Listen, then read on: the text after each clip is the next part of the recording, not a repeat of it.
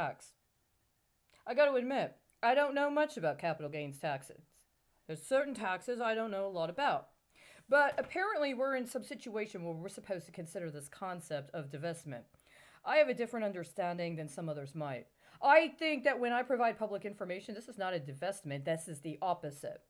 Now, I know some people have some understanding of a requirement concerning an acknowledgement of a particular kind of asset, and then by the time it has been acknowledged, one must affirm and complete a process of divestment. I am contesting that legally. And in the meantime, I do not believe that actually holds any constitutional validity. Why? Because there was a pre existing claim to that effort to try to legislate, or rather to create an executive mandate that existed in connection with another executive order that had taken place for that time 4 years before, right? Which is part of the contestation that just got addressed today based on yesterday being the 1 year anniversary of a very peak moment of that. So I am going to go ahead and give you my understanding. Even if you divest, you're going to have to pay a tax. When you release or you sell, there is taxes involved with that, especially if you're engaged in international commerce. That could include tariffs. That could include a variety of other things, including things you have to do domestically. Presumably, if you have an asset and it is an asset that has been put into use or is available for circulation in some manner, then it hopefully accrues value, right? And so it gains value. And so if you sell it or you divest it in some manner, then you're going to have to pay taxes, including taxes on what you want it attributed as a value added measure. I absolutely support that. And as Attorney General of Texas, I believe it is important to acknowledge that the taxable contribution is something that should be credited to the state. So this is what I'm going to do.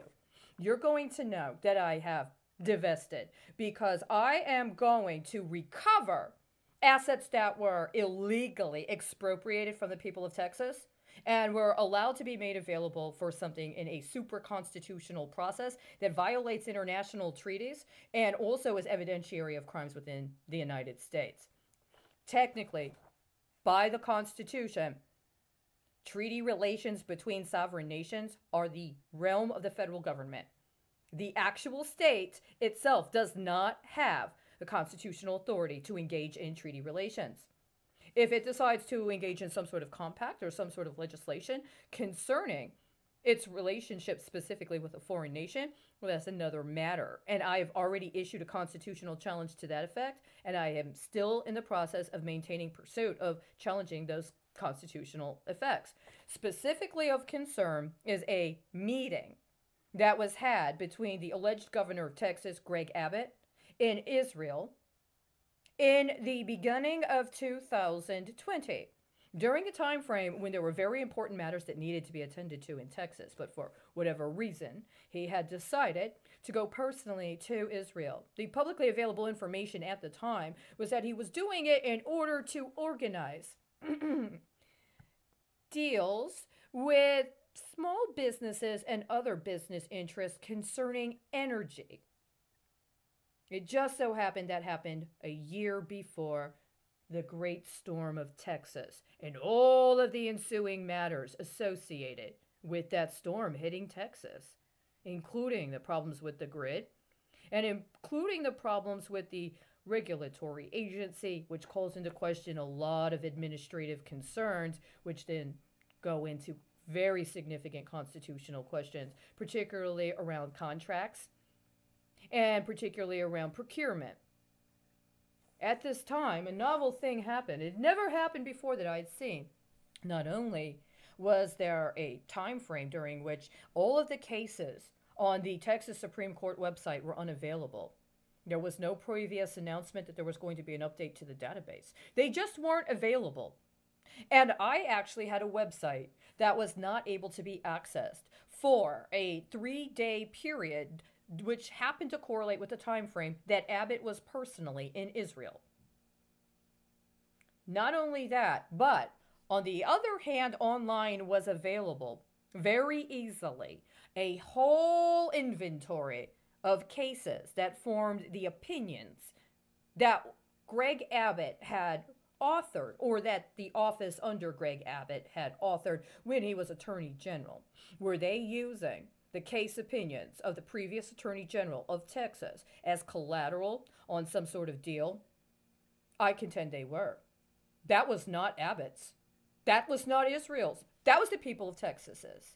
And if we have a situation where somebody was engaging in seditious activity and may even have been engaged in acts of treason as a prelude to what has now been revealed to be serious concerns, as well as in accordance with accusations that he has not only engaged in unconstitutional actions as governor, but that it was part of a pre-existing arrangement in conjunction with others, alleging to be under the authority of the constitutional system of the state of Texas and or the federal government of the United States. And we have a right to deal with those assets, but we also have a right ourselves to be restituted for what has been dispossessed of us. So I am going to break what has up until now been a personally engaged boycott of any of the case opinions or any of the opinions authored by or any of the arguments submitted by the former Solicitors General or Attorneys General of Texas that are either currently in federal office or have served in an executive position within the federal government in the last 4 years or during the term of Donald Trump, or are currently allegedly representing the state of Texas on the federal government level. And I'm going to start with Greg Abbott. Every time I read one of his opinions, I will make some notations and I will present publicly information connected to what I have read in those opinions as a form of capital gains tax. And when I do that, you will know I have divested. If there is a requirement for divestment, understand I am not unwilling to meet the necessary expectations, but there has to be an understanding of the intent and what the intended outcome is of cooperating in accordance with an understanding that I absolutely 100% contest the constitutionality of this mandate. I will start tomorrow